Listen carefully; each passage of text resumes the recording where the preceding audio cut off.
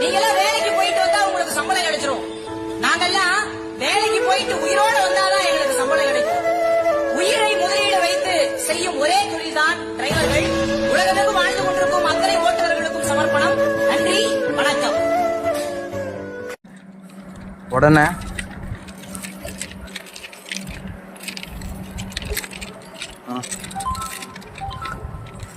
जा सका छा कितनी दूर जाती